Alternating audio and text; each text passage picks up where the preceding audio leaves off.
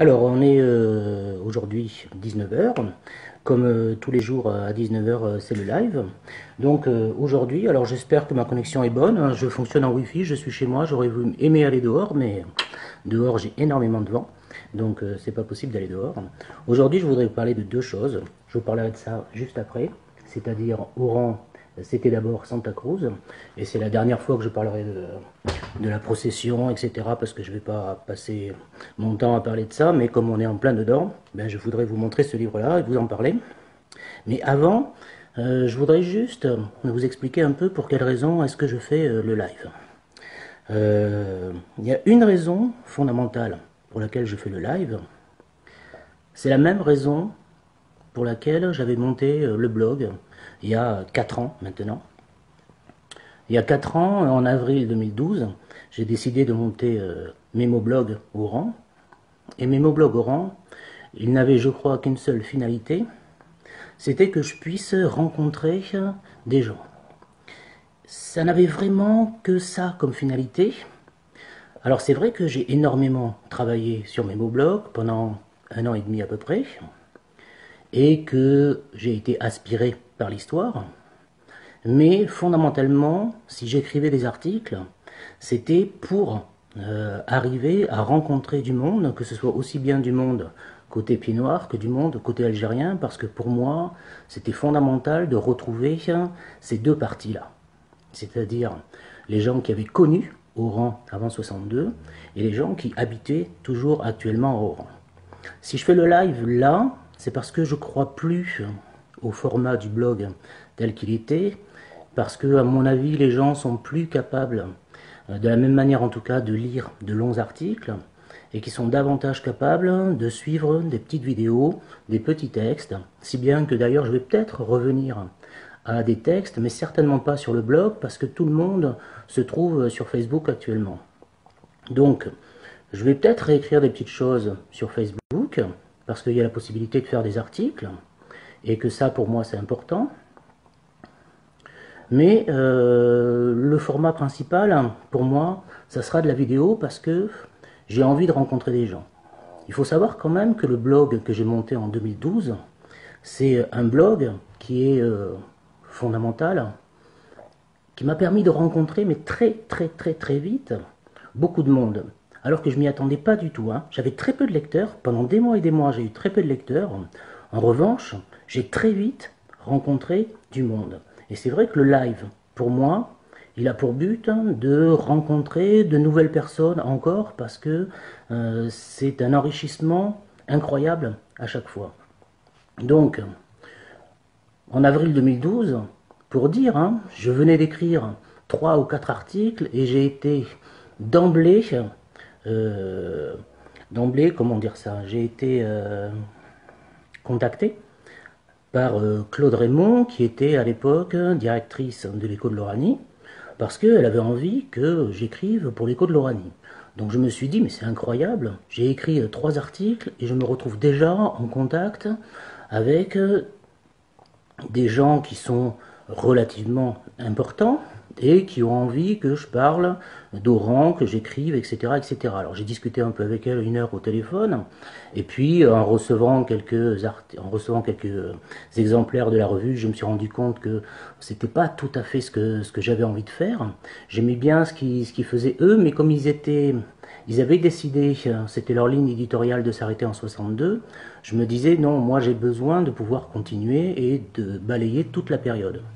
Donc j'ai rencontré Claude Raymond, puis j'ai rencontré Lionel, qui est quelqu'un que peu de monde connaît ici, mais qui a été pour moi quelqu'un de très important, parce que à l'époque il écrivait dans l'Écho de l'Oranie, et il écrivait des éditos qui étaient bon, assez durs, assez engagés, et il m'a permis de vraiment beaucoup progresser, parce qu'il m'a confronté à une pensée, j'allais dire pied noir, et il m'a permis vraiment de progresser. C'était encore quelqu'un qui a joué un rôle très important.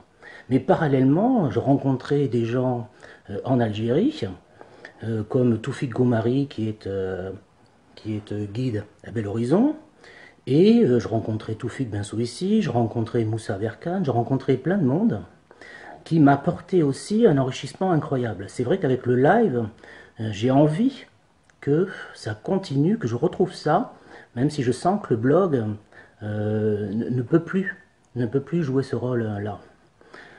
Je rencontrais Toufik ensuite à Paris début juillet. En même temps, j'allais à un colloque Pieds Noirs pour essayer de comprendre un petit peu quelles étaient leurs préoccupations. Je faisais ça juin, juillet. Ensuite, Toufik me mettait en contact avec Kouider Metaïr, qui était président de Bel Horizon, qui m'a invité à Vincennes aux archives nationales de la Défense. Je me suis retrouvé avec ce blog très très vite en contact avec énormément de monde. Et c'est vrai que c'est pas tant l'écriture des articles qui me plaisait, même si en même temps il y avait une recherche personnelle très importante, que le fait de rencontrer du monde. Et ça n'a jamais cessé, c'est-à-dire que au mois d'octobre, novembre, je rencontrais Abdelbaki Fellois, qui a fait un travail formidable autour de ma famille, et puis parallèlement autour de photos, lui, d'Oran avant et d'Oran maintenant. C'est quelqu'un qui m'a énormément apporté, surtout sur le plan familial en plus. Il connaissait ma famille, mais quasiment mieux que moi, et les lieux de ma famille quasiment mieux que moi, donc il m'a beaucoup apporté.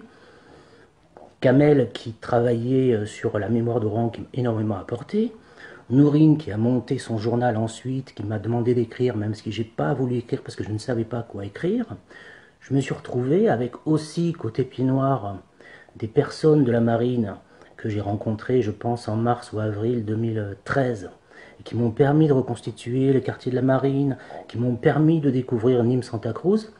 Ce que je veux dire à travers tout ça, c'est que faire un blog, c'est pas juste écrire quelques articles.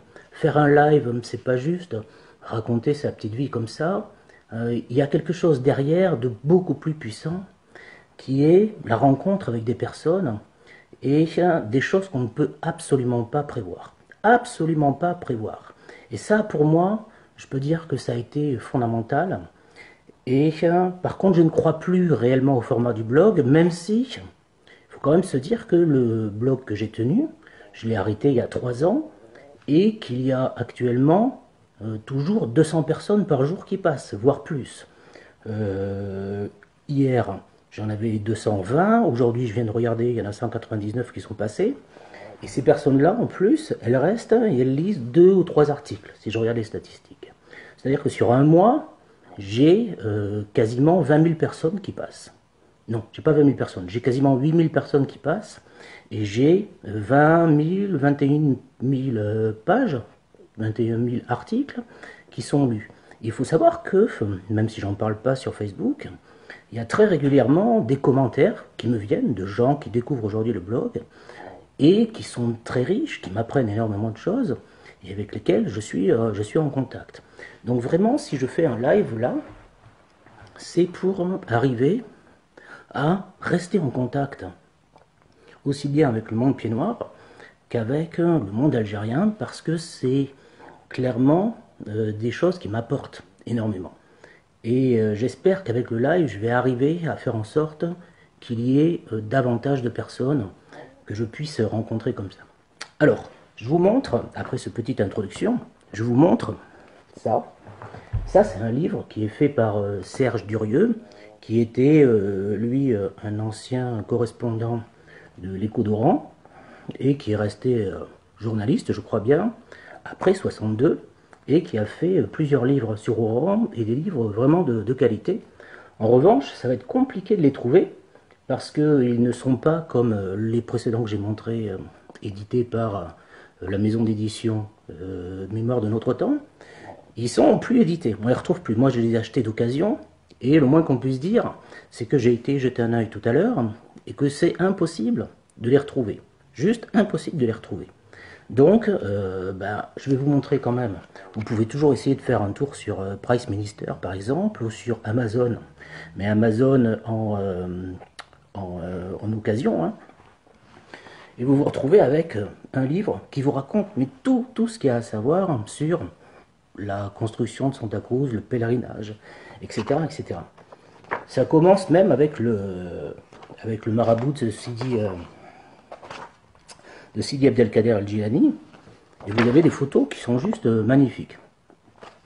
Ensuite, il vous raconte l'épidémie de choléra de 1849.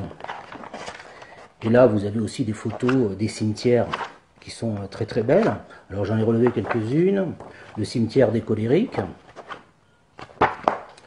Vous avez des photos du cimetière des colériques qui sont très chouettes aussi. Vous vous retrouvez un petit peu plus loin avec, toujours oui, deux photos du cimetière des colériques qui sont pas mal du tout. Un petit peu plus loin, si on avance, il évoque tous les travaux qui ont été faits à la basilique, etc., etc. L'inauguration, alors ça j'en avais parlé dans un article de Mémoblog, l'inauguration de la basilique en 1959, et ça je l'avais publié. C'était un espèce de plan qui expliquait aux personnes qui voulaient assister à l'inauguration par où est-ce qu'elles devaient passer à l'intérieur de la basilique. Le pèlerinage traditionnel, avec évidemment cette photo que j'ai vu passer un peu partout et que j'avais moi-même publiée, hein, et qui est juste incroyable, hein, c'est-à-dire qu'on voit sur la colline de Santa Cruz toute une file de personnes qui sont en procession pour aller à la basilique, enfin la basilique même pas à cette époque-là je pense. Et ensuite on a, alors je crois qu'il avait marqué ça, oui c'est vrai, on a par exemple en bas cette photo-là qui montre quelque chose que j'ai retrouvé quand je suis arrivé sur le parking du Haut à Santa Cruz, Nîmes, c'est-à-dire cette colline où on a des caravanes qui sont installées, où on a des tentes qui sont installées, et où on a des voitures aussi, où on a plein de monde qui est en train de manger tranquillement et de fêter l'Ascension. Donc vous avez dans ce livre absolument toute l'histoire de Santa Cruz. Et moi qu'on puisse dire, c'est que quand je suis tombé dessus par hasard, j'ai été scotché, que j'y ai passé des heures là-dedans, et que j'en ai juste fait un petit article, parce que je ne me voyais pas faire 30 articles là-dessus, mais qu'il y a de quoi y passer 3 jours, rien qu'avec des photos, parce qu'elles sont absolument superbes. Voilà ce que j'avais à dire pour aujourd'hui. Alors ce live, je vais le continuer, et je pense que je ne vais pas me limiter à Oran et à l'histoire pied noir, etc. etc.